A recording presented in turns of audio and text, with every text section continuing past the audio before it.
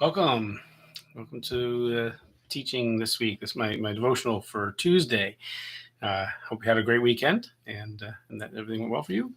Now we're approaching the fall and things are getting interesting. The temperature's starting to change after such a long, dry summer. Dry then wet. Yeah, weird. Anyways, God bless you. Here we are, and I'm just going to go into right into the talk. So we're in verse 31 of chapter 6 of the book of Proverbs. And so I'm going to read that, but it's halfway through a sentence, basically a thought. Um, and so I'm just going to reference verse 30 as well. So the whole section is talking about this advice being given to this son, by his parents, that he should not get involved in adultery with his neighbor's wife. And they're giving him all these, let's talk about, don't do this, and how severe a decision it would be to enter into that kind of a relationship, and so don't do it. and and they're going through until in verse 30, which we did on Friday when we were last in our devotional.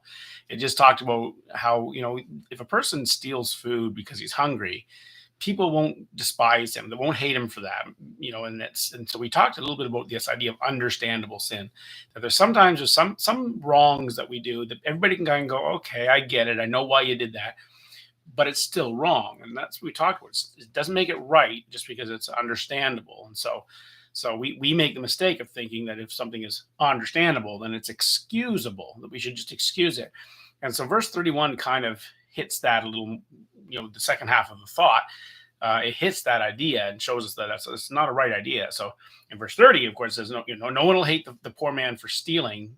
But in verse 31, it says this: but when he is found, he must repay sevenfold. He must give all the substance of his house. Now, what it's saying there is making a reference back to the law, to the law of the people of the day, that when a crime was committed, that here's the punishment. And so it's saying, even though everybody understood what he's doing, the punishment still applies. He still has to do it. And we kind of have this idea that just because something's understandable, or the person maybe was in a hard place, maybe he was hungry. Why was he hungry? Because he was poor, perhaps. We go, oh well, let's just sweep this under the rug. Let's not worry about it. Let's ignore this sin. There's no consequence because we can understand why he did it. But biblical justice says, no, that's not right. You don't just ignore it. There's still a consequence to sinful behavior, sinful action. In a just society, that's the way it's supposed to be. There's supposed to be, some. It's not that some people get a free ride just because of some life circumstance they're in. Everybody has to stand before the law and face the consequence of their choices and actions. So that's the idea here. But we get kind of stopped on that. And some people will go, well, wait a minute now. Aren't we supposed to be forgiving? Isn't forgiveness the thing that the Bible talks about? And of course it does. Of course it talks about forgiveness. And forgiveness is very important in the Christian faith.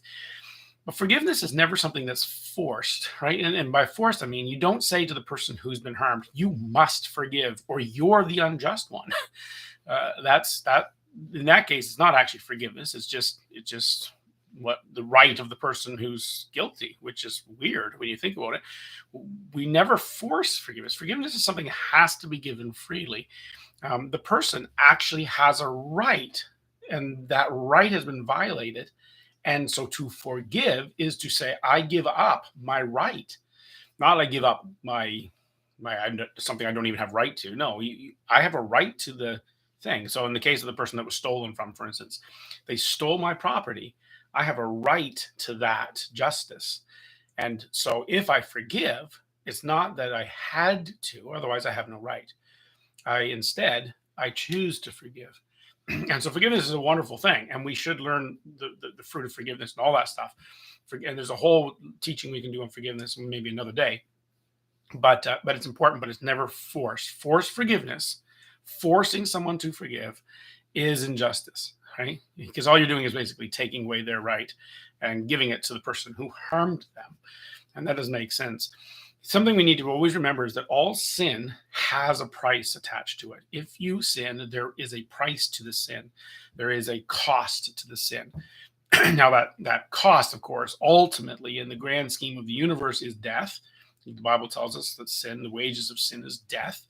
But even on the individual level, each individual sin we do has a price to it. So if a person does harm through their sinful actions, that harm happens, right, one way or the other, and that harm is usually somehow comes back on the person who does the sin, but others also get harmed. That's the price of sin. Somebody's getting harmed in all of this, and so in the case of somebody who steals, well, the person who had their property taken, they lost something. That was a price they had to pay for this person's sin. And then the person themselves gets caught. The justice is now there's a price for you. And even though you're poor, you must give all the substance of your house, right? It's like, well, you got to pay this back, right? You got to pay it back in a proper way. And so there's a price tag to be had. But there's also a price tag to forgiveness. Forgiveness itself has a price tag, because what forgiveness is when a person says, I cancel the debt. What you owe me now because of justice, right? You owe me whatever. Maybe it's a loan, or maybe it's a thing like this that you stole from me. Now here's the repayment that the law requires. That person can then forgive that, and if they do, that's the price they pay. They no longer get that thing. They have given up their right, and so that was a cost. So both sin and forgiveness have a cost attached to them.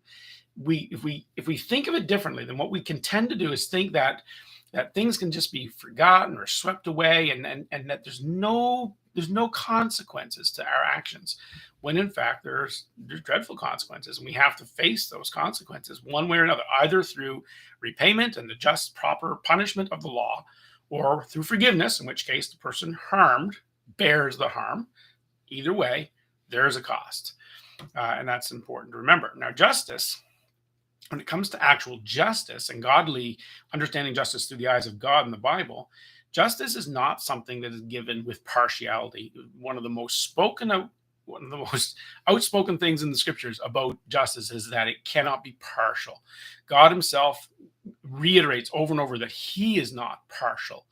Partiality is deciding that you're going to give one person better or different treatment than you're going to give another person. And this isn't regard to everything. A father can have partial treatment to his child versus the neighborhood children when it comes to who he's going to feed supper to. It's not talking about that kind of thing. It's talking about with regard to justice, to righteousness, to giving, to dealing with consequences, to following the law that should be in place. And God says, when it comes to this stuff, God is not partial. He doesn't pick one person to give special treatment to because of some circumstance that they have. Maybe, God likes blondes better than brunettes, and so he'll give them better treatment under the law. Well, no, of course he wouldn't, because that's partiality. He doesn't do that. He doesn't give better treatment to a man versus a woman, or a woman versus a man because of their gender. That's partiality, and God is against partiality when it comes to justice. That's not the way it is, and on any level. Like, there's no partiality. And sometimes in societies, and ours sometimes faces this problem, we tend to think that we need to give special treatment to the poor before the law, right? Well, in the scriptures, it didn't matter if you were rich or poor. The law is the law. It's impartial, and so it expressly states this in Exodus, I think chapter 23. I think very, very, very just blatantly says it. Do not be partial to a poor man in his dispute. But nor to the rich. Like, nobody gets special treatment when it comes to justice, and it's a good thing, because otherwise it's not justice. It really isn't. Then what it is somebody has power, and somebody is hurting others, and somebody has a right that the other doesn't have, and that's just not justice. Any justice system that shows partiality for any reason is unjust, and that's important to remember. Now, here's the neat thing about forgiveness. Forgiveness is in God, from God. He also gives that out without partiality, and he will forgive anyone. He's so good that way. He will forgive anyone.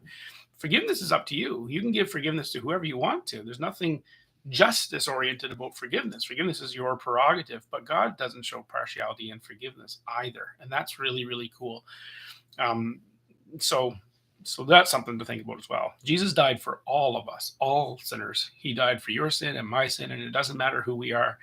None of us can stand before God and say, well, I'm this, or I'm that, or I suffer this, or I suffer that, so I should get the forgiveness. And God, you should be harsh and judge that person. Even that's not the way God works. So this Proverbs is reminding us that in our own lives and in the world, we should realize this. Sin is costly.